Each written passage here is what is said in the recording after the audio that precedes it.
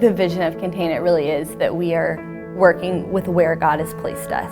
So we're all in high school right now, and I think often we allow our phase of life to kind of dictate what we feel like we can do.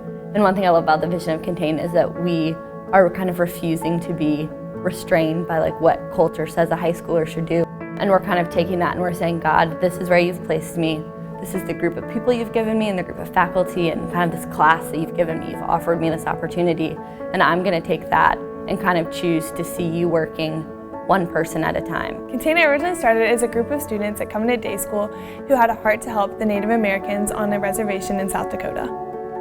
The reservation is an amazing place, and there's so much beauty in the brokenness there, but we also realize that it's not just on a reservation in South Dakota, but there's so much brokenness here in our own city as well. When our class found out that there were over 4,000 students that were homeless in CMS, we realized that there's a bigger problem here in Charlotte than we realized, so we have to do something about it. As we switched our focus to Charlotte, we originally were thinking that we would continue with containers, but after much prayer and consideration, we realized that tiny houses are the most cost and land efficient. One of the core initiatives in all of this is students helping students. We know that we can't do this alone, so we need to reach out to other schools and other programs that can help us with this.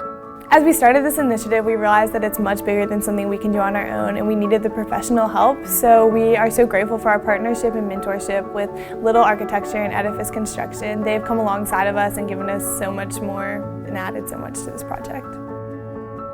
That's one of the things I really have loved about the idea of housing. We always talk about how heaven is our home. So even thinking about kind of the example of I have a home and being able to kind of provide that just has that kind of double meaning. So I think I really liked that about kind of tiny houses and what those are able to provide. There's so much power in students helping students, and when we can partner with other schools in our area, we can find a solution for child homelessness in Charlotte. So we're really excited about this mission. We're so excited to see what God's going to do for us, and we would just love for you to be involved in whatever way you see. We can't do this alone, and we've been called to be a community that works together.